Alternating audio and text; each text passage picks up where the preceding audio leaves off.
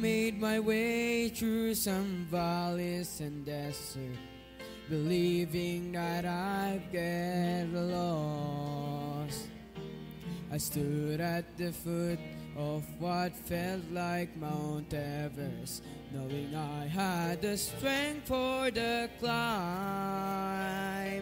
'Cause through every trial, each test and temptation, one thing is sure every time.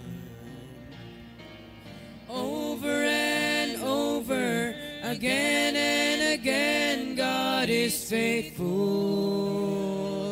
Over and over, again and again, through it all, He's made me able to stand and survive, to come through alive, and it sure looked like I couldn't win. But Jesus is with me, so I'll claim the victory over and over again.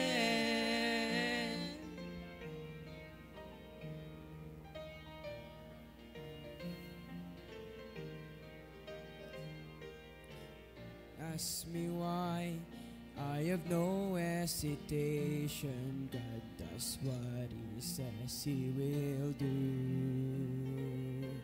Well, I'll simply say every battle has taught me there's nothing He won't help me through. So why should I dwell on the hardships and struggles when I look just beyond them? I see the way this will end is with great celebration. And deep in my heart I believe, over and over, again and again, God is faithful. Over and over, again and again, through it all, He's made me able to stand and survive, to come through alive, and it sure looked like I couldn't win. But Jesus is with me, so I'll claim the victory over and over again. Over and over, again and again, God is faithful. Over and over, again and again, through it all, He's made me able to stand and survive, to come through alive, when it sure looked like I couldn't win. Jesus is with me, so I'll claim the victory over and over again. Jesus is with me, so I'll claim the victory over and over, over and over, over and over again.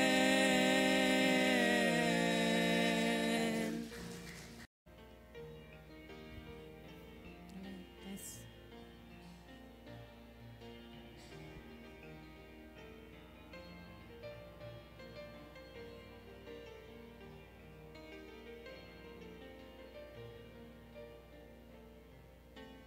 It is hard to understand God's purpose in our lives.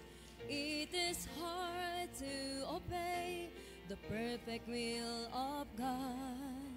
But all we need to do is to trust Him with all our heart, because God is faithful every time.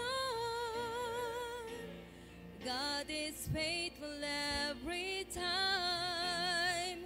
He will never leave you. God is faithful every time. He will now protect you. Oh,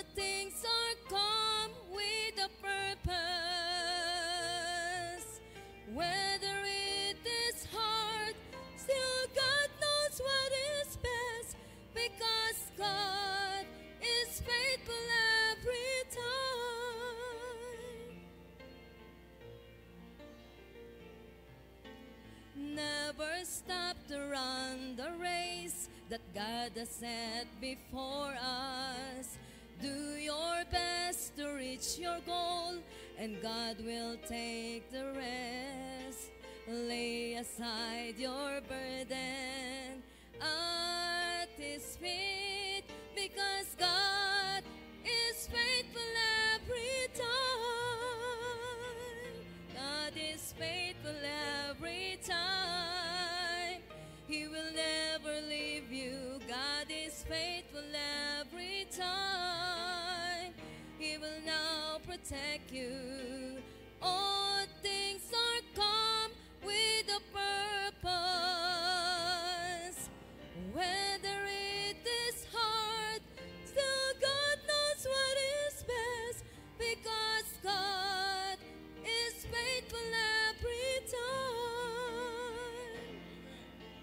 Whether it is hard, still God knows what is best, because God is faithful every time.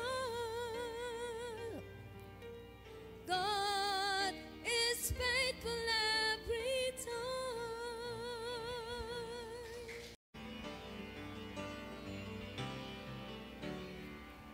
Lately I've been through some testing and trials. Felt like a detour that went on for miles. But standing here now looking back, I can say, Lord, I'm thankful. Some storms I thought I would never survive, but here I am feeling so strong and alive. The darkness is past and the morning is bright, and I'm thankful. Lord, I'm thankful like David after Goliath, like Paul and Silas after the jail. I'm thankful like Daniel after the lions. Lord, I'm thankful. Thankful like Noah back on dry ground. Thankful like Lazarus finally on wood. Every beat of my heart wants to pound. I'm thankful, Lord, I'm thankful.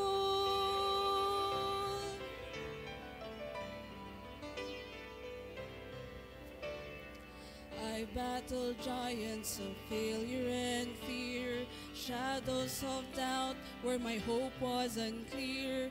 But all along, Lord, you were hovering near, and I'm thankful. All the seas of my past were a thundering roar that echoed the guilt that I could not ignore. But it's nailed to a cross, and I hear it no more, and I'm thankful. Lord, I'm thankful like David after Goliath, like Paul and Silas after the jail. I'm thankful like Daniel after the lions. Lord, I'm thankful. Thankful like Noah back on dry ground. Thankful like Lazarus finally on wood. Every beat of my heart wants to pound. I'm thankful, Lord, I'm thankful. Thankful like Noah back on dry ground. Thankful like Lazarus finally on wood. Every beat of my heart wants to pound. I'm thankful, Lord, I'm thankful. I'm thankful, Lord, I'm thankful.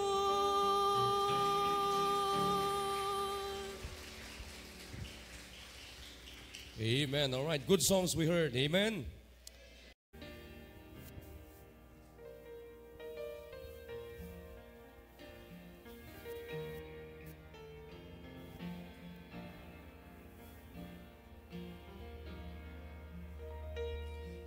When the hurt goes deeper than the deepest place your heart has ever known. When you're standing in your darkest trial and it seems you're standing all alone.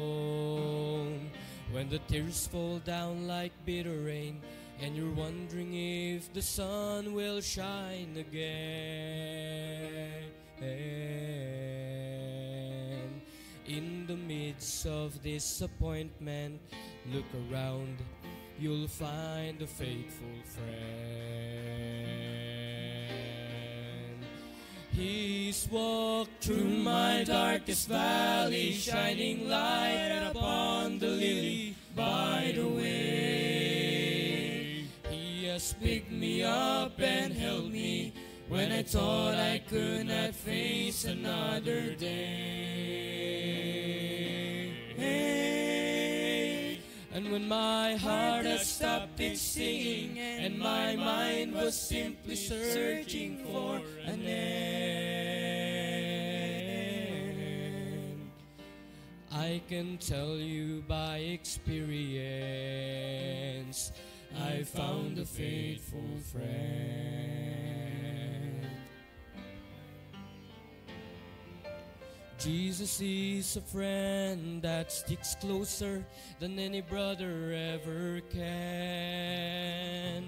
When the ones that you have trusted proven true, on Him you can depend.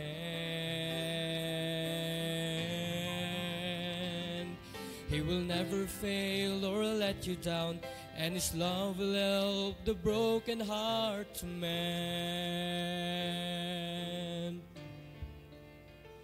So pick up the broken pieces and turn around, you'll find a faithful friend.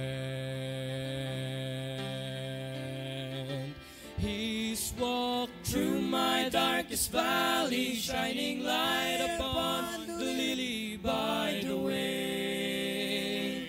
He has picked me up and held me when I thought I could not face another day. And when my heart has stopped its singing and my mind was simply searching for an end,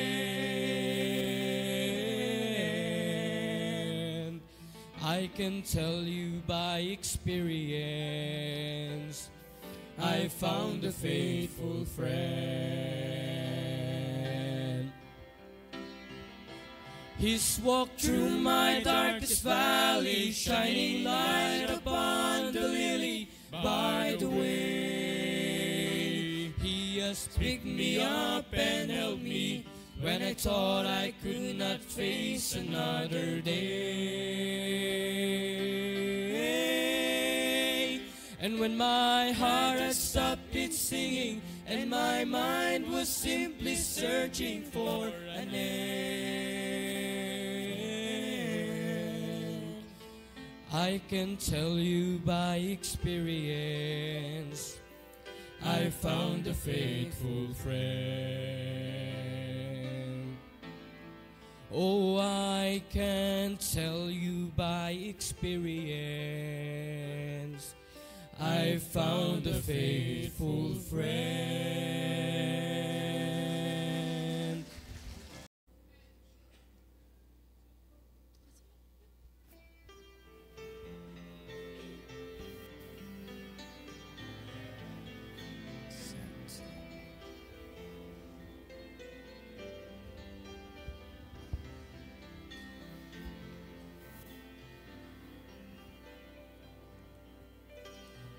Bleeding from the crown of thorns he wore.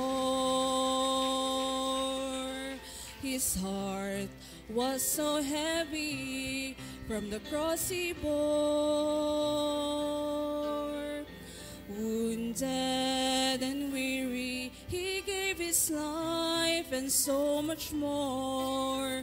It was love that took him to the cross.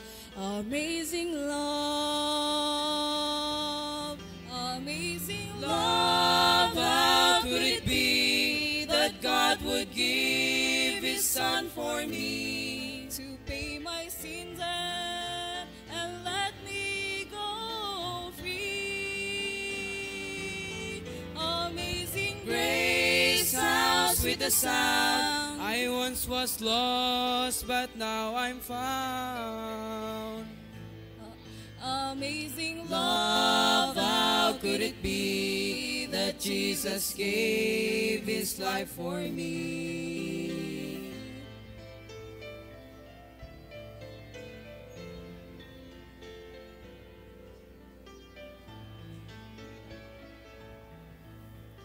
So undeserving of His love, but oh, I am thankful of His precious blood. Though I never understand of what we received, it was love that took Him to the cross. Love amazing, amazing love, how could it be that God would give His Son for me to pay my sins and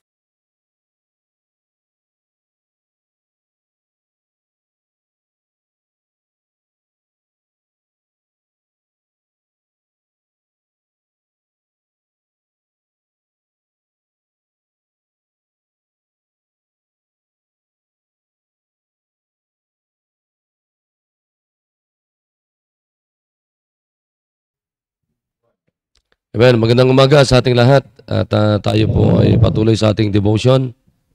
At paalala ko lang sa mga kapatiran, pabangunin nyo yung mga miyembro ng pamilya ninyo para makarinig sila ng salita ng Diyos. At tuloy-tuloy tayo sa ating pinag-usapan tungkol sa soul winning, pagdadala ng bisita, discipleship, dahil katulad ngayon ay anniversary natin, ay dapat lahat ay kabahagi dito sa pagdadala ng bisita. Sige, simulan mo na, Brad, para bilis tayo. Okay, magandang umaga po sa atin lahat. At I hope na tayo po ay aware sa ating devotion. This is a family devotion. Kaya hindi nga dapat tayo yung inuobliga, but dapat ito yung buhay na natin. Palagi naririnig po natin sa ating mga pastor. Okay, good morning po sa lahat. Sa nasa Facebook Live, sa Google Meet. Inayos ko lang batiin ang bawat isa rito. Good morning kay Ma'am Rolin Sanet, Salvador Bore, Dionysius Narcisa, Gilbert Hopper, good morning. Mr. Joyce, at kay Sir Kevin Parogan, good morning. Sir Ariel, Ma'am Sabel. Okay, so yan po yung mga early birds po natin. At dyan sa village, good morning po. Sir Domark, good morning. At tuloy-tuloy na po tayo para hindi sayang yung oras. Okay, para mabilis tayo at lalo tayong magkaroon ng encouragement tungkol sa ating pinag-uusapan about soul winning and discipleship. At napakaganda, nakasama natin ang ating pamilya. So ito yung napakaganda. Kaya sabi ng ating pastor ay obligahin natin na gisingin, i-train yung ating mga anak para sila ay masanay na makinig ng ganitong programa. Okay, just open your Bible. Maganda siguro kung kayo mga lalaki dito kayo sa unahan. Lagi nyo sinasanay sarili nyo na lagi kayong pinapangunahan ng mga babae. Dito kayo. Sabi ko dito eh. Ikaw may sak, dito ka.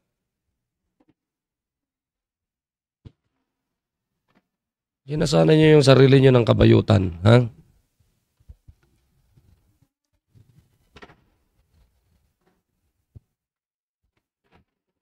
Okay, at I hope na ready na tayo. Dapat alerto tayo sa ganung mga bagay. Pati dyan sa may village, alam nyo, mas maganda na lalaki ang nangunguna. Sinasanay nyo yung sarili nyo, pamilya nyo na babae ang nangunguna. maganda yung mga nasa unahan na upuan ay mga lalaki. Amen. Mag-Joseph tayo. Yan ang problema sa inyo pag hindi kayo nakikinig ng salita ng Diyos. Laging babae ang nangunguna sa inyo.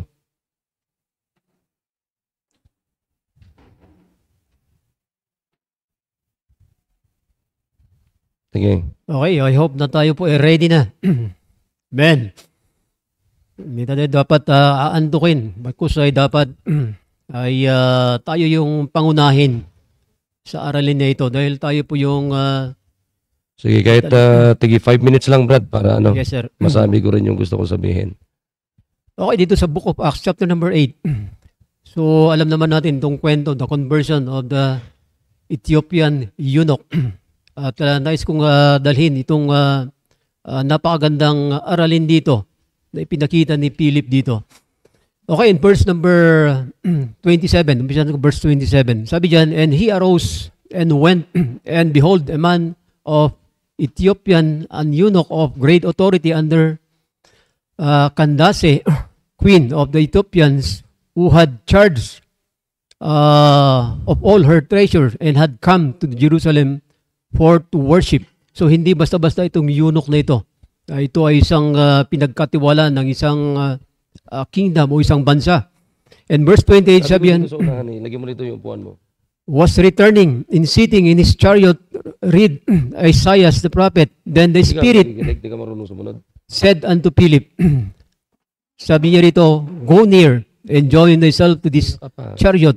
And Philip ran thither to him and heard him read the prophet Isaiah, as said, understandest thou what thou readest? And he said, how I expect, except someone should guide me. And he desired Philip, he would come up and sit with him. Okay, so Lipat mo yung upuan mo, dito ka. Ikaw na nasa pagitan ng mga babae, kayong dalawa kayo. Gusto yung, hindi kayo marunong sumunod. Sinasabi ko na sa unahan kayo eh. Lagi kayong ganyan. Sasanay kayo na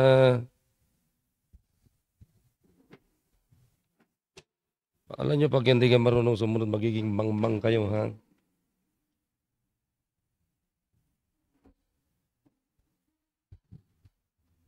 Okay. Okay, so nais ko lang dalhin dahil sabi rito, sabi nga rito, he arose and went.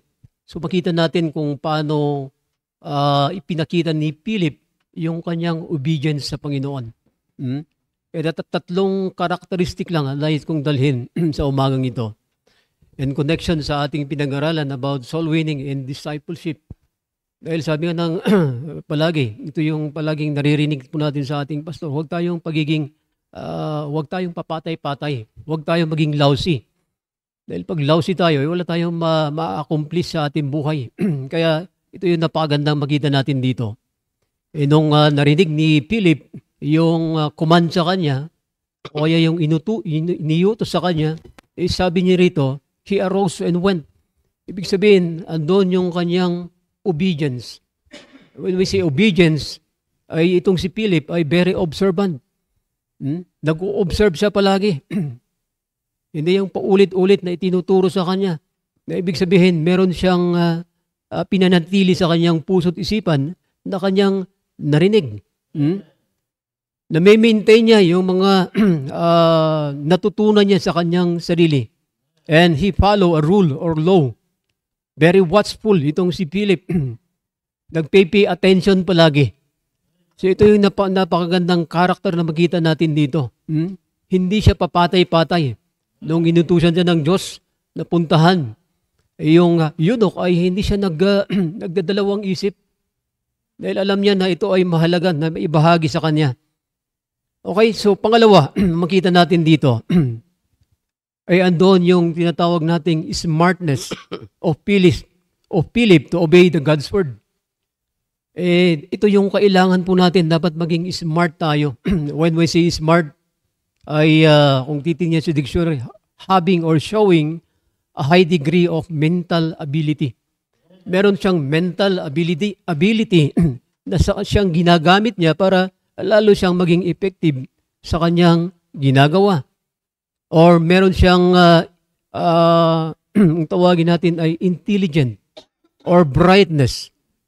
Nagiging clever siya. Sharp yung kanyang pag-iisip. Hindi siya inaantok. Sharp siya pag nag-isip siya. Kaya makita natin, nung inutusan siya ng Panginoon, sabi dito sa verse 20, and then the Spirit said unto Philip, go near and join thyself to this chariot. Ano ang ginawa ni Philip? And Philip ran thither.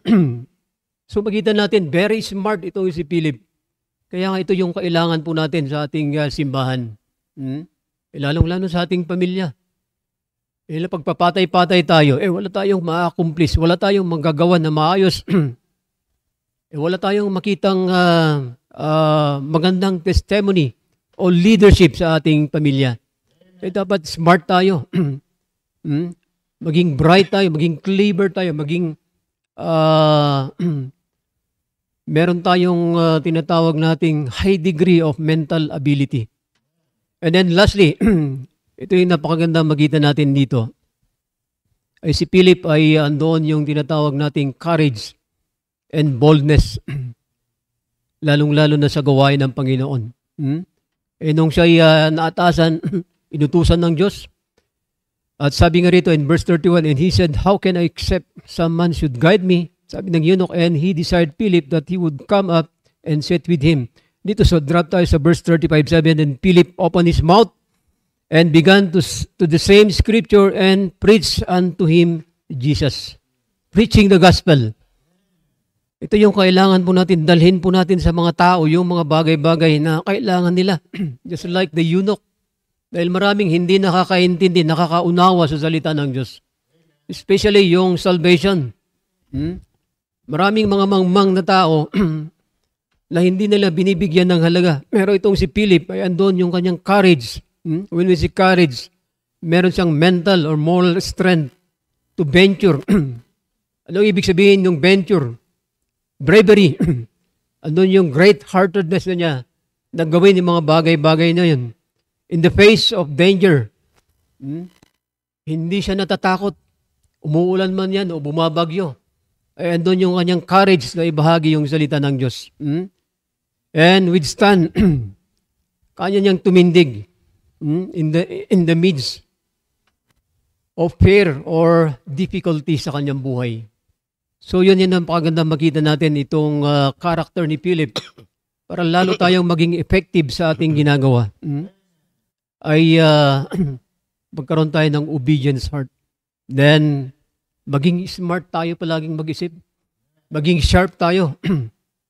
Para hindi tayo magiging tawagin na hindi man magandang pakinggan, maging mangmang tayo sa gawain ng Panginoon. Then magkaroon tayo ng courage, boldness. So ito yung napakagandang makita natin sa karakter na pinakita ni Philip dito. At kung papansinin nyo ay andoon yung napakagandang resulta. Anong magandang resulta na nakita natin dito? Nabautismuhan yung eunuch. That is showing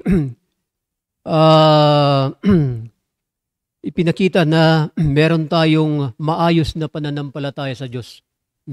Dahil yan yung commission ng Panginoon. That is the great commission of the Lord Jesus Christ. Kaya nga panalangin natin palagi, pag meron tayong nadadala, ay sikapin po natin mabautismuhan. So much for me at ako'y niniwala, marami pa tayong maririnig. Good morning po, sir. Amen. Okay, yun ang pangunahing trabaho natin. Pinakamahalaga yan ang dapat pinagkakaabalahan ng bawat pamilya. Na tayo ay makapag-akay ng kaluluwa. Alam nyo, pag ang pamilya natin hindi involved sa trabaho ng Panginoon, para saan pa yung ating pinagpapagalan sa lupang ito? Everything is nothing, everything is waste, useless.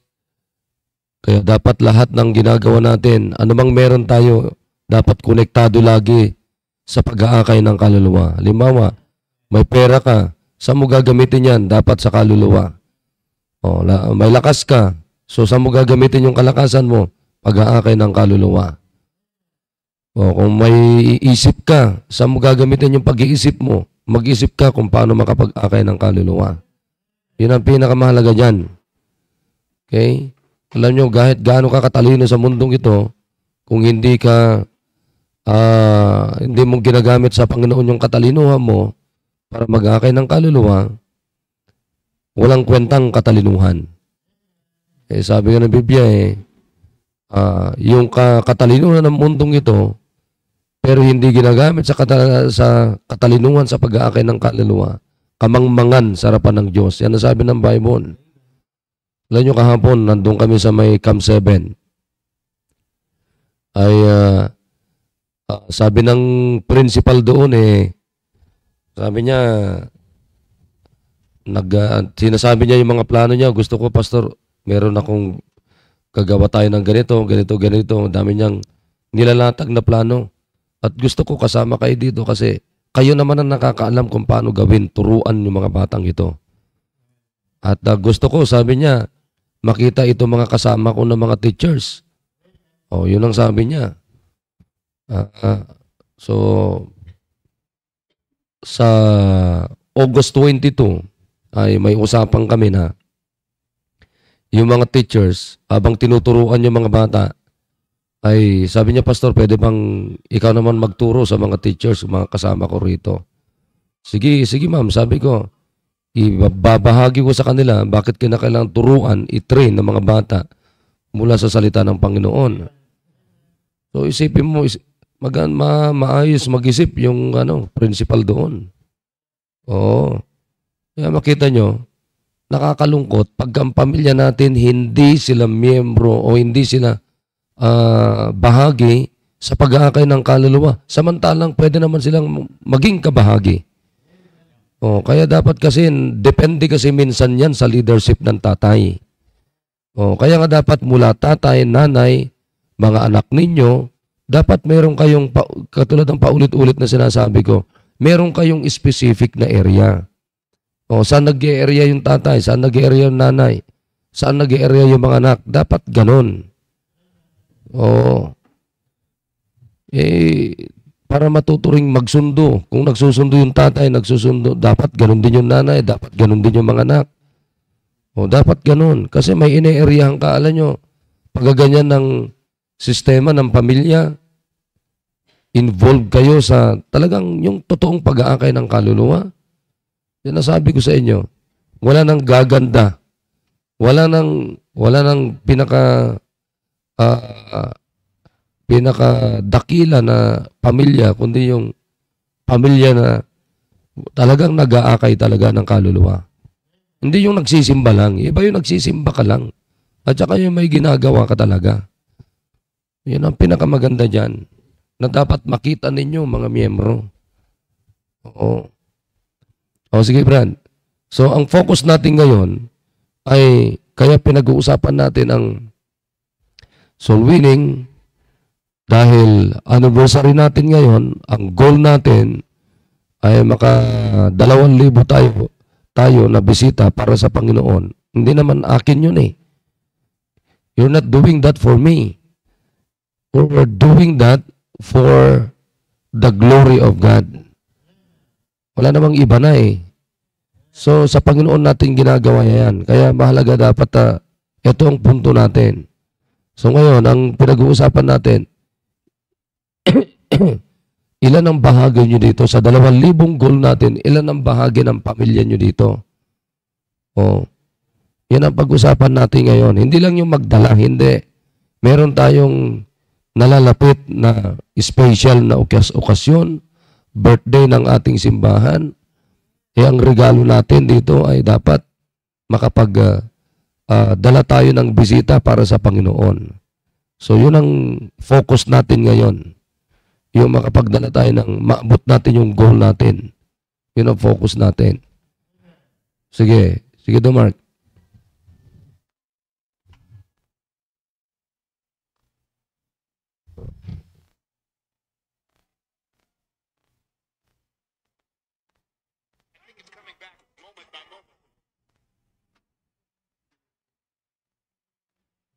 Ikaw na Mark. Hindi ka naririnig. Just 5 minutes ay habulin po natin. Buksan po natin sa Matthew chapter 9 verse 35. Ay basahin ko po dito. Ay 35 and 36. Sabi po ng Bible, and Jesus went about all the cities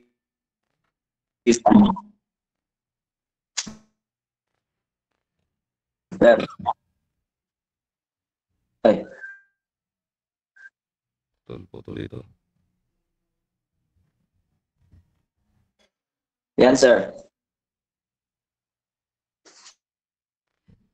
Putol ka. Okay na po. Malabo ka, malabo. Yan. Malabo nga eh. Matthew chapter 9 verse 35 and 36. And Jesus went about all the cities and villages, teaching in their synagogues and preaching the gospel of the kingdom and healing every sickness and every. But when his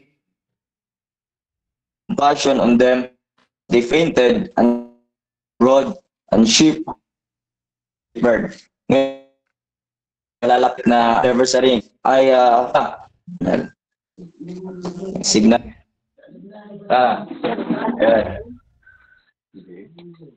Hello sir, yan sir, okay na po. Putol ka eh. Ano ba yung gamit mo? Data? Ay, data lang sir. Sorry sir, okay na po. Wala pong wifi dito kina Sir Buddy. Data lang po ginagamit. Sige. Sige. So, sandali lang po ito. Ang binasa ko po ay Matthew chapter 9 verse 36. Sabi po ng Bible, but when he saw the multitudes, he was moved with compassion on them because they fainted and were scattered abroad, as sheep having no shepherd. Kaya ang gusto kong dalhin na mensahe is, lalong-lalo na sa ating nalalapit na anniversary, ay kailangan natin paano tayo makapag-invite at anong kailangan natin, lalong-lalo sa bawat pamilya. So, according to the verse, kailangan natin ng compassion. Magkaroon tayo ng compassion na magdala ng bisita. Sapagkat dito sa binasa po natin ay ang Panginoong Jesucristo ay nagpipreach ng Word of God sa syudad, sa mga villages, at nagpreach siya ng Word of God. At nakita niya ng Panginoon, but when he saw the multitudes, nakita niyong maraming tao, ay nagkaroon siya ng, he was moved with compassion. No? Nagkaroon siya ng compassion sa mga tao. Dahil anong nakita niya sa mga tao? Ay ang mga tao na ito ay they fainted and were scattered abroad, and sheep having no shepherd. So ang nakita ng Panginoon sa mga tao ay dismayado sila, they fainted, were scattered, kalat yung mga tao, at walang hindi organized, magulo, walang tamang direction. So ngayon, yun ang nakita ng Panginoon, dahil ang mga tao na ito ay walang naglilid sa kanila, ay nagkaroon ng Panginoong Jesucristo ng compassion sa kanila. Kaya pag sinabi natin compassion, ay is a feeling of deep sympathy and sorrow for someone who's hurting or in pain, accompanied by a strong desire to help them. So yun ang nakita ng Panginoon. Ay pag sinabi mong compassion, meron kang feeling na deep sympathy and sorrow. Meron kang nakita sa iba na nakita mo yung mga tao na talagang yung kanilang problema ay wala silang Diyos. Yun ang pangunahin dito, walang Diyos ang tao. Alam naman natin, pag wala tayong Diyos sa buhay natin, ay magulo ang pamilya natin. Magulo ang buhay natin. Kaya ang Panginoong Jesucristo, nagkaroon siya ng compassion.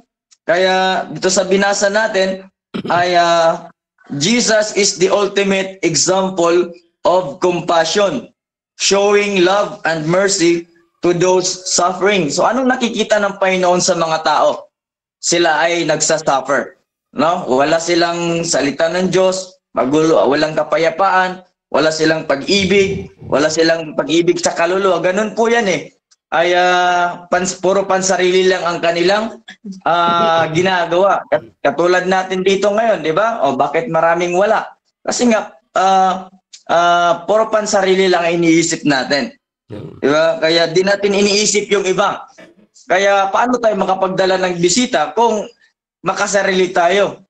Di ba? Paano tayo paano maabot natin yung goal na 2,000 sa ating anniversary? At alam naman natin na birthday ng church ito. So, dapat magkaroon ng bawat pamilya ng compassion na magbuhay ng kaluluwa. No, makita natin yung mga tao na walang Diyos. So, tayo merong Diyos, huwag tayong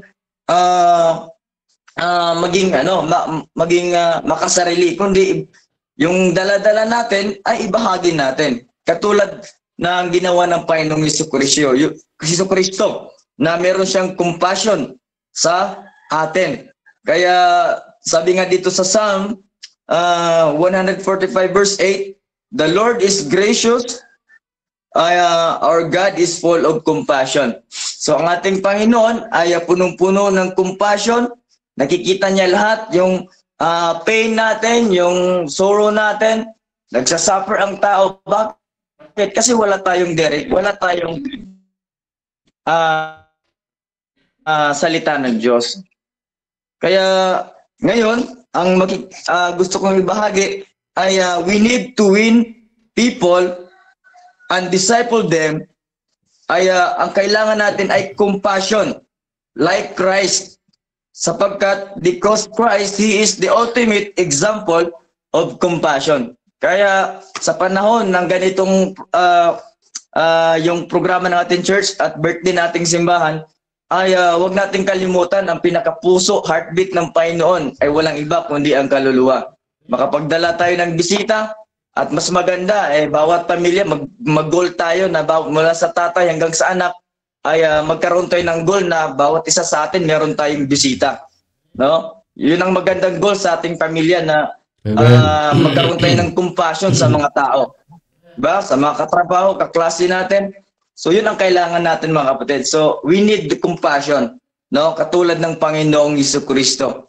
Kaya I hope meron tayong matutunan sa ganyan po ang mensahe sa umagang ito. Sir, thank you po. Amen. Alam niyo, maganda yung sinasabi ni Mark na, alam niyo, if you're not involved in fishing of men, ay nagiging makasarili tayo. Yun ang napakapangit na makasanayan natin. Kasi tinan niyo ang Panginoon, hindi nga siya naging makasarili. Anong inisip niya? Yung ating kaluluwa na patutungo sa impyerno. Binigay niya yung kanyang bugtong na anak, kapalit ng ating kaluluwa na mapapahamak sa apoy ng impyerno. So, isipin natin, kung ang Diyos ay makasarili, wala tayong pag-asa ng langit. At kung hindi tayo binigyan ng pag-asa ng langit, saan tayo lahat? Impyerno tayo lahat. Basura lahat tayo. Kaya dapat yun ang lagi nating iniisip sa ating mga sarili.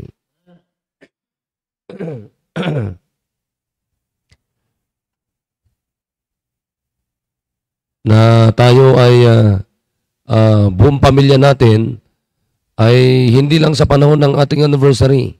Pinakamaganda, iyan na talaga dapat ang takbo ng ating buhay.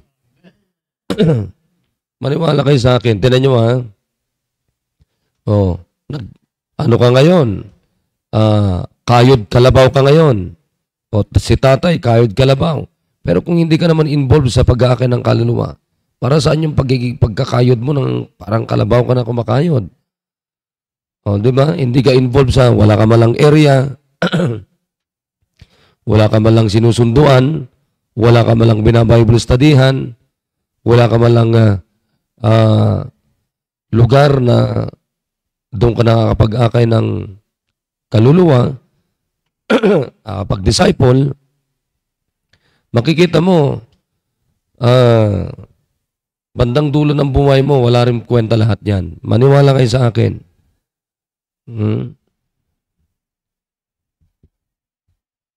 Tinan mo, hindi nyo ba alam kung hanggang kailan tayo malakas? Naku, sinasabi ko sa inyo. Si Brad David nga, si Brad David, nasa hospital siya ngayon. Ano sabi ni Brad David nung bago dalhin sa hospital? Pastor, parang gusto ko nang bumigay. Parang ayoko nang gusto ko nang sumuko. Sabi niyang ganon. Sabi ko, Brad, sige lang, lumabang ka lang. Kaya lang, alam ninyo, lahat naman tayo darating sa panghihina. Lahat tayo darating sa ganyan. Maniwala kayo sa akin. Pero, ang nakakalungkot, kung darating ka sa ganung punto na hindi ka man lang bahagi talaga, faithful na bahagi sa pag-aakay ng kaluluwa. Di ba? Katulad yan dyan, mukhang ilan lang kayo. Ilang piraso lang kayo, ayaw nyo nang gisingin yung mga kapamilya nyo, mga kapitbahay nyo. Ayaw nila pumunta, sawa na sila sa Diyos. Isipin nyo yan. Pero sige lang. Pero pag kayo naman ang dumating sa punto, sa kalagayan ni Brother David, tapos din kayo. Pero ano kapatid, ako, dumating ka man sa punto na panghihina. Maganda yung kanina nakikita ko sila. Nawala sila. Ayun. Siguro na-rapture na sila. Sana nga na-rapture sila. Alam nyo, lahat tayo darating sa panghihina. Pero maganda yung pag dumating na sa iyo yung panghihina, physically, mga kapatid, kasi dapat spiritually, hindi dapat tayo nanghihina. At kung dumating man sa ating punto yung panghihina, physical, pero at least naging tapat ka sa pag-aakay ng kaluluwa sa Panginoon. Wala ka ng hindi ka dehado sa buhay mo. Di ba? Tingnan mo si Brother Chris. Dumating man sa kanya ng ganon, bago dumating yun, isinagad niya talaga, naging tapat talaga sa Panginoon, hindi na siya lugi doon. Wala ka nang dapat iyakan doon, sa totoo lang. Yan yung mga taong hindi dapat iyakan. Bakit? Naging tapat sa Panginoon. Pero ang nakakalungkot, mga kapatid, dumating ka na sa karamdamang pisikal. Mahina ka na. Pero wala ka malang ginawa sa Panginoon. Yan ang pangit na buhay. Masasabi ko, pangit na buhay. Walang kwentang buhay. So ngayon, dito tayo sa may Acts 1:8. Sabi ng Bible dito, ito na yung paket na ng Panginoon sa langit. Okay, sabi ng Bible dito ay, gumising ka kaya, Belte, kanina ka pa. Tanggalin mo kasi yung hood mo. Ikaw din, Negong, tanggalin nyo kaya yung mga hood ninyo para kayo mga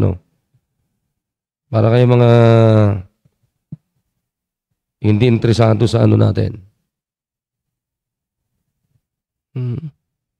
Okay, sabi dito, but ye shall receive power after that the Holy Ghost is come upon you, and ye shall be witnesses unto me both in Jerusalem and in all Judea and in Samaria and unto the uttermost part of the earth. So makita natin dito, ito ay sinabi mismo ng Panginoong Hesukristo. Mula mismo ito sa bibig ng Panginoon. So anong sabi niya dito? Kanino niya sinasabi ito? Sa church at Jerusalem. Yung unang Baptist church, yung itinayo ng Panginoon doon, unang tinayo ng Panginoon doon sa Jerusalem. So, ang ganda yung sinabi niya dyan. Ano sabi niya? Ye shall receive power. Makakatanggap kayo ng power. Anong ibig sabihin yung power dyan? Sa Greek word ay dunamis. Parang kahawig ng salitang dinamita or dynamite. Dunamis sa Greek word. Nang ibig sabihin niyan ay miraculous power. Mirakulo ng Diyos. Okay? So, kailan mangyayari yan na makakaranas tayo, makakatanggap tayo ng miraculous force ng Diyos? Pag tayo ngayon ay naka-receive ng Holy Spirit. Kailan mangyayari yon? Pag tayo ay nagsisi ng kasalanan, tumanggap kay Kristo bilang tagapagligtas natin. Tapos dinagdag pa tayo sa kanyang simbahan. So, anong meron sa atin? Power. You receive power. Ano tong power na ito? Ito yon. Ye shall be witnesses. Ayan. That's the power. Okay? Witnesses tayo ng Panginoong Hesukristo. Witnesses dapat tayo ng ginawa ni Kristo sa krus ng Kalbaryo. Ibig sabihin, tayo dapat ay spokesman. Tayo dapat ay tagapagpahayag ng ginawa ni Kristo sa krus ng Kalbaryo. So, yan yung power na meron tayo. Meron tayong puwersa na galing sa langit. Meron tayong kapangyarihan mismo galing sa Diyos na makapangyarihan. Anong gagawin natin sa kapangyarihan na yan? Ye shall be witnesses. Saan? Unto me, both in Jerusalem and in all Judea, in Samaria, and unto the uttermost part of the earth. Ibig sabihin, saan man yung naaabot natin na lugar, sulok ng lugar, ay dapat tayo ay witnesses ng Panginoong Hesukristo. Tagapagpahayag tayo sa ginawa niya sa krus ng Kalbaryo. Tagapagsalita tayo ng Panginoong Hesukristo. Pagpahayag tayo ng merong totoong langit, merong totoong impyerno, merong totoong tagapagligtas. Tayo mismo dapat yan. Kaya, eto, bringing souls is work in which we enjoy the unspeakable blessing of the personal fellowship of Jesus Christ Himself. Alam niyo yung pag-aakay ng kaluluwa? Yan ay dakilang blessing na dapat involved tayo. Personal, magkakaroon tayo ng tinatawag na personal fellowship with the Lord Jesus Christ. Anong ibig sabihin ng fellowship? Fellowship, it means closeness. Alam niyo ba, pag totoong nag-aakay ka ng kaluluwa, ikaw ay very close sa Panginoon. At ang Panginoon ay very close sa iyo. Kaya nga pagka hindi kayo involved dyan, hindi ako naniniwala na meron kayong closeness, meron kayong fellowship sa Diyos. Hindi ako naniniwala. Kaya makita nyo yung mga anak natin na hindi soul winner, tinan mo, mahirap silang mag-involve sa ministry, mahirap silang mag-akay ng kaluluwa. Bakit? Hindi naman sila close sa Panginoon eh. Pero ang taong close sa Panginoon, madaling mag-akay ng kaluluwa. Because yung pag-aakay ng kaluluwa, mga kapatid, ay yung isang bagay that we have a fellowship, close relationship with the Lord Jesus Christ. Ang liwanag yun eh. Ano sabi ng Panginoon? I am with you always. Tingnan mo, kung lagi mong kasama ang Panginoon, edi meron kang closeness sa Panginoon. Meron kang magandang fellowship sa Panginoon. O, ganun yun eh. Kung sino yung lagi mong kasakasama, yun yung lagi mong ka-fellowship. At kung sino yung lagi mong ka-fellowship, kasakasama, eh meron kayong closeness sa isa't isa. O isipin mo kung ano, ang lagi mong ka-fellowship, Ama, Anak, at ang Banal na Espiritu. Kasi sabi ng Panginoon eh. O, ano sabi niya? I am with you always, even unto the end of the world. O, napakalinaw yon. I am with you always. Ako'y sumasa inyo lagi hanggang sa dulo ng mundo. Oh. Now, if we will go out with Christ in fellowship in His work of saving souls, He will go out with us in personal fellowship. O, tinan mo if we will go out with Christ in fellowship in His work of saving souls, o tinan mo, kung lagi kang humahayo, o hindi yung, kaya nga itong mga kasama ko dito na full time. Alam nyo, pag kayo ay lumalabas, tuwing kayo ay lumalabas, at ang layunin ng paglabas ninyo is to win souls, dapat hindi kayo dapat nanlalamig. Hindi kayo dapat tinatamad. Hindi kayo dapat ang tawag dito yung parang kayo ay hindi mahalaga yung gagawin ninyo. Hindi dapat ganun eh. Oo. Kundi laging iniisip mo na nakatanggap ka sa Panginoon ng power. O paano ka ngayon tatamarin kung may power ka? Meron kang daladalang miraculous na pampasabog. Di ba? Mula sa Panginoon. Paano ka ngayon tatamarin? Yun dapat laging iisipin nyo eh. O. Pag lumabas na kayo, lagi nyong iniisip, nakatanggap ako ng kapangyarihan. Oh, kailan dumating yon? Nung tinanggap mo si Kristo. At nung tinanggap mo si Kristo, ito na ngayon yung trabaho mo. Oh, pinaka-importanteng trabaho. Anong trabaho ito? You shall be witnesses. Oh, witnesses tayo ng Panginoon. Saksi tayo ng Panginoon. Tayo yung totoong saksi ni Jehovah. Oh, yung mga saksi ni Jehovah na kumakalat dyan, mga peke yun.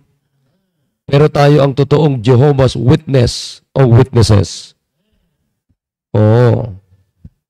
Okay? Kaya pag maka-encounter kayo, alam nyo, peke kayo. Kami ang totoong Jehovah's Witnesses. Oh, sabi mo sa kanila, wala kayong power ng Holy Spirit. Ang power nyo galing sa diablo. O, tinan mo yung principal na kamusap natin nung ayaw nila sa saksi ni Jehovah. Kasi minsan daw may pumunta sa kanila, ang pinamigay yung mga pamphlets nila. Yun ang totoong relihiyon. O, sabi niyang ganon. Ito pastor, ginagawa natin, hindi naman relihiyon to, Bible to. O, biro mo, siya na nagsasabi ng ganon. O, tapos ikaw naman baptist ka, tinatamad ka. Eto, pakinggan nyo to. Kung kayo ay nagsasabing baptist kayo at miyembro kayo sa ating simbahan, but if you are not involved in saving souls, mga kapatid, hindi kayo totoong baptist. Oo, nagsisimba lang kayo dito, pero kung hindi kayo involved sa trabahong ito, hindi kayo totoo. Oo. Kasi ang totoong baptist, simula pat sa pool, mga kapatid, ito ang trabaho nila. Ha? So, isipin mo to. If we will go out with Christ in fellowship, what the word fellowship means? Closeness. In His work of saving souls, He will go out with us in personal fellowship. O, akalain mo yan. Kung hahayo ka, kasakasama mo ang Panginoon. O, sige nga, nakakatamad ba yon? Samantalang kasakasama mo ang Diyos? Halimbawa, samahan ka ni Presidente. O nakakatamad ba yun? Kaya minsan, itong mga kasama ko rin, tamad na rin mag-isip minsan. O, tanda nyo, ulitin ko sa inyo, sino ang kasakasama natin pag So soul winning tayo. Ama, Anak, at ang Banal na Espiritu. How come nasasabi mong tinatamad ka? Palagay nyo, mga kasama rito. Alika Brad, iikot-ikot mo rin tong para pati ikaw magising-gising ka rin. Kasi kanina ka pa rin inaantok din eh. Medyo ikot-ikot mo rin para makita-kitan yung mga kasama mong inaantok. The personal conscious companionship of our Lord is dependent on our having fellowship with Christ in this work of saving souls. Alam nyo, dapat meron tayong tinatawag na personal conscious companionship of our Lord. Nakuha nyo? Dapat conscious tayo. Dapat alam na, ibig sabihin ng conscious, alam mo mismo na ang kasakasama mo sa trabahong ito, yung Diyos. So, paano ka ngayon tinatamad? Nakukuha niyo ba, mga kasama? Paano ka ngayon tatamarin? Samantalang, ang malinaw dito sa Biblia, ano sabi niya? I am with you always. Di ba? Hindi naman sinungaling ang Diyos. Maniwala kayo, mga kapatid. Hindi sinungaling ang Diyos natin. Tama ang Biblia. Totoo ang Biblia. Anong sinabi ng Panginoon? I am with you always, even unto the end of the world. Kanino niya sinasabi niyan? Sa mga taong involved sa fishing of men. Diyan sinasabi ng Panginoon yan. Because in that work, saving souls. Anong trabaho ito? Work of saving souls. Because in that work alone, we enjoy the fullness of the Holy Spirit's presence and power. Yun. Ang bira, alam nyo kung anong blessing natin dito? Ang blessing natin dito, nai-enjoy natin yung puspos ng kapangyarihan ng Banal na Espiritu. Nai-enjoy natin dito yung puspos ng presensya ng Diyos. Na-enjoy natin dito yung puspos ng Banal na Espiritu. Nai-enjoy natin yung presensya ng Diyos. Di ba? Ang tanong ko ngayon, bakit tinatamad? Bakit hindi involved? Bakit marami tayong mga rason? Hindi ako makapag-soul winning ngayon. Katulad ngayon, Sabado. Di ba? Sino ngayon madadala mo sa anniversary? Sinong madadala mo?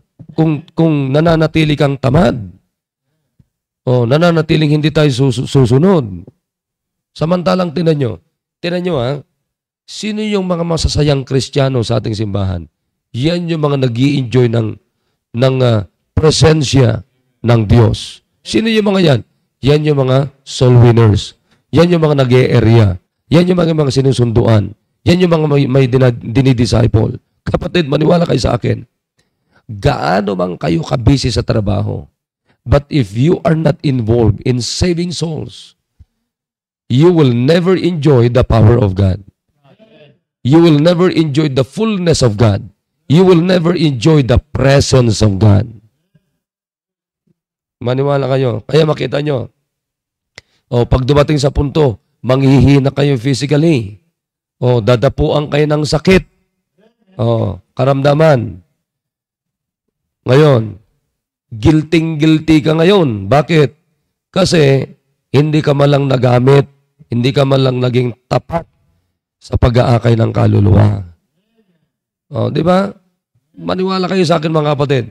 Whether you admit it or not, believe it or not, darating sa punto, manghihina ka physical. Darating sa punto, hindi nga lang tayo sabay-sabay. Tinan mo si Brad David. Alam nyo yan. Hindi ko sinasabi ito para i-down yung iba. Sinasabi ko ito sapagkat ito yung katotohanan. Isipin nyo to. Kailan ka dadapuan ng sakit? Alam nyo ba, napakahirap pati magkasakit. Punta ka ng hospital. Gagawin kang eksperimento ng mga doctors doon. Ay matindi yung kausap ko na nakaraan. Iba ang na-inject sa kanya. O ngayon, nayari ngayon. O, naku sinasabi ko sa inyo, gaano man kayo ka-busy, gaano man kayo ka-faithful sa trabaho nyo, maniwala kayo, darating ang punto, manghihina ka rin. Maniwala kayo. Pero napakaganda na dumating man sa punto, kapitan ka man ng kanser yan, sabihin natin na grabing kanser niyan. Pero pag ikaw ay involved sa pag-aakin ng kaluluwa, maniwala kayo sa akin, hindi ka ngayon guilty. Bakit? Ginagamit ka na, naging tapat ka sa pag-aakin ng kaluluwa. Maniwala kayo mga kapatid. Ha? Pagdapuan ka ng sakit, actually, isang ugat lang palyado sa'yo, tapos ka na eh. Di ba? Kaya masarap i-enjoy yung fullness ng Holy Spirit, yung presence and power of God. Sayang naman, ano sabi niya? Ye shall receive power, pero hindi mo ginagamit. Mas power pa yung kilikili power mo. Di ba? God gives to us His Holy Spirit for the specific purpose that we may filled for His work. The work of witnessing for our Lord.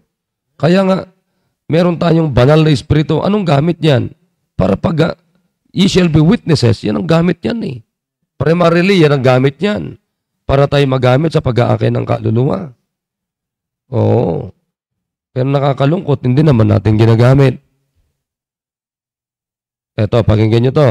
Tapos na tayo. No believers can enjoy the fullness of the Holy Spirit's power and presence until he definitely puts himself into God's hands to be used of Him in winning others to Christ.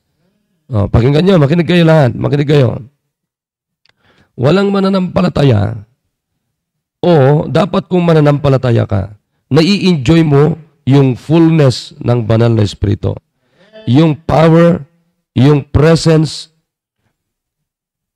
mai-enjoy natin dapat yan. Definitely, mga kapatid, kung tayo ay nasa kamay ng Diyos at kung tayo ay nasa kamay ng Panginoon, dapat nasa trabaho tayo ng tinatawag na winning others to Christ.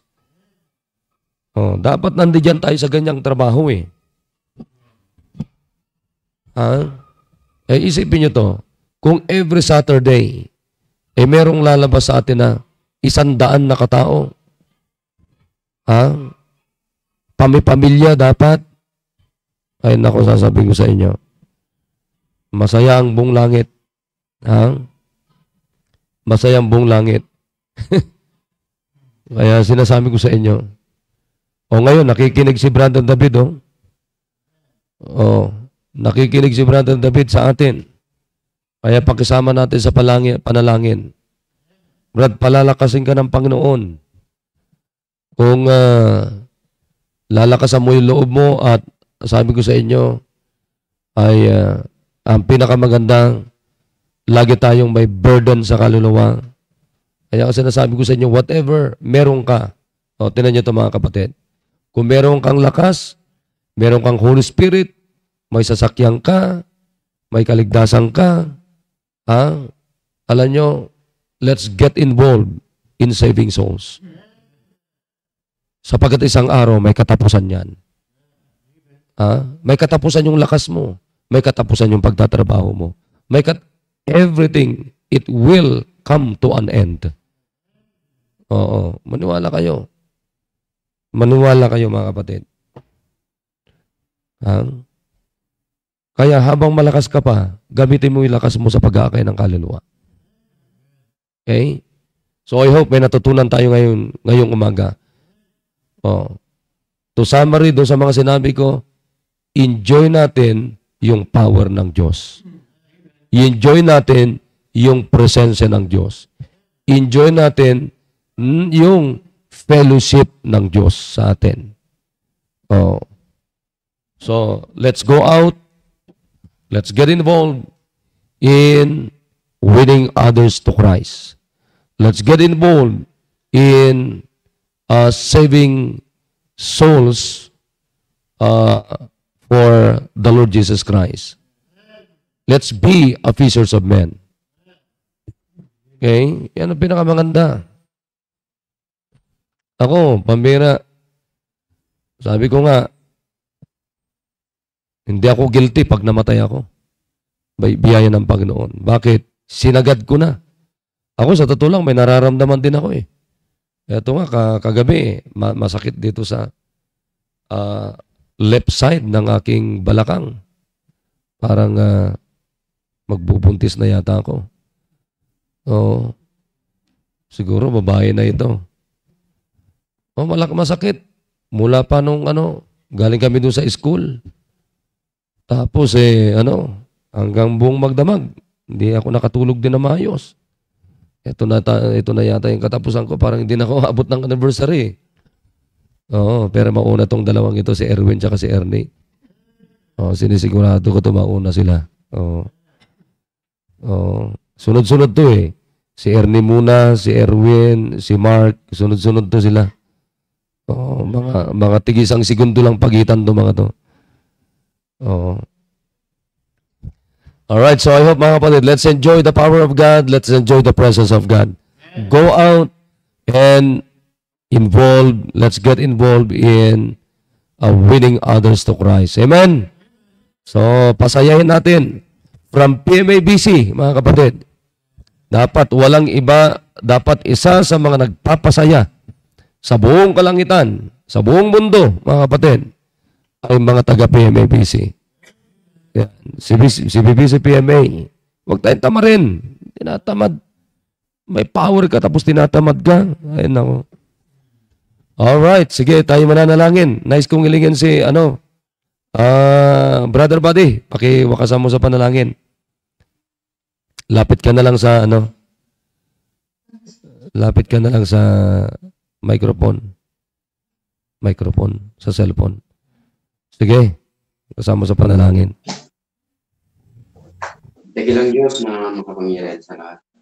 Salamat po kami sa oras maga. Nauna po yung salita, Panginoon, na nag-part sa aming buhay. Salamat po, Panginoon, sa namit mo, bahagi. Lalo na po, Panginoon, sa pag-aakay ng kaluluwa at Panginoon, mayroon po kami event, Panginoon, sa parawan ng simbahan. At ito nga po, Panginoon, na ang bawat isa ay magkaroon, Panginoon, ng bahagi para meron pong madala na bisita para sa anniversary of Diyos. Nawa, Panginoon, ay antig ang puso bawat mga membro, pamilya, Diyos, na magkaroon din po kami, Panginoon, ng compassion, Panginoon, para sa kaluluwa, Diyos. At salamat sa inyong mga ginamit, Pastor, Sir Domar, Sir Edgar, Diyos. At ingatan mo po, Panginoon, ang mga hayo sa bawat area, sa bawat mga grupo, Diyos. At bigyan mo po kami, Panginoon, ng maayos na panahon para, Panginoon, wala pong hadlang, Diyos, kung paintulutan ng kaaway, Panginoon, ay makialam. At bigyan mo po ng maayos na espiritu gamitin mo, Diyos. At kami po ay humihingi ng kapatawaran sa lahat ng pagkakasala, pagkukulong namin nagawa. Ito po ang aming samandalangin sa pangalan ni Jesus. Amen. Alright. Sige, mga alis. Mag-uusap tayo. Sandali, papatingin ko lang itong mga nasa Facebook. Isa-isa.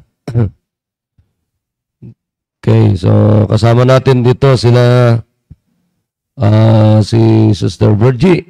Ayan, si Sister Charlotte, oh. Kasama natin. Wow, magpalakas ka sis, ha?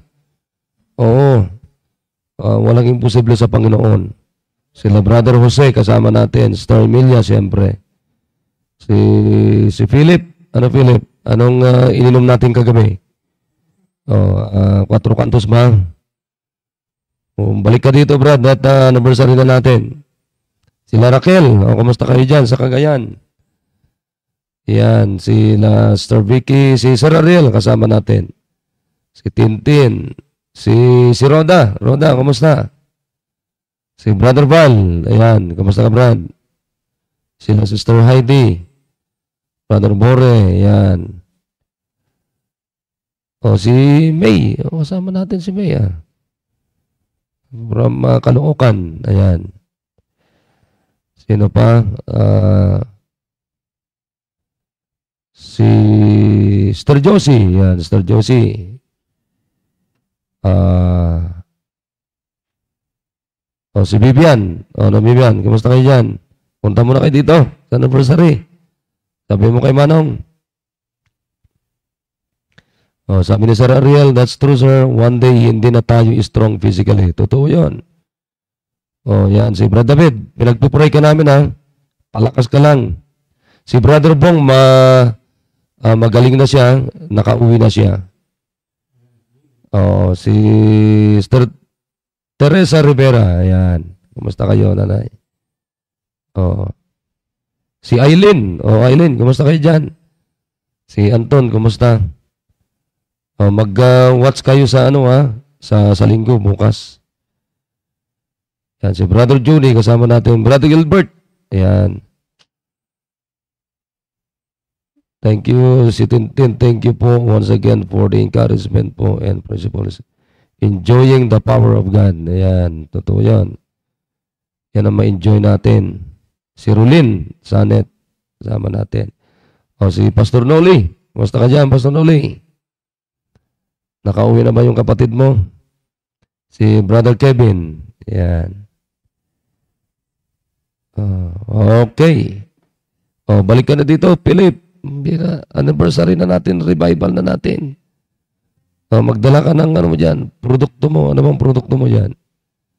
Beer na beer o beer brand? Ayan. Sister Myra. Ayan, siyempre kasama natin. At mga taga-village. Ayan. Thank you. Okay, sige. Have a good day. God bless you all. And God knows that I love you all. Sige, mamaya kita-kita tayo sa ating... Sino tong nakapatay na Sino to? Ay, si Dumark yan. Kita-kita tayo mamaya sa ating discipleship service. Ito si Isabel. Hindi ka naka-Google Meet, Isabel. Na-miss ka ni Mark eh. Gusto rin niya makita yung magandang Isabel. Ayan. Magandang Isabel, hindi matandang Isabel. Okay, sige. Salamat. At kita-kita tayo mamaya sa ating discipleship service. Sister Beth, ayan, amen po. Samantalahin na habang malakas pa, tayo na maglingkod. Tama. Okay, nako, sinasabi ko sa inyo. Okay, sige. Salamat. God bless us all.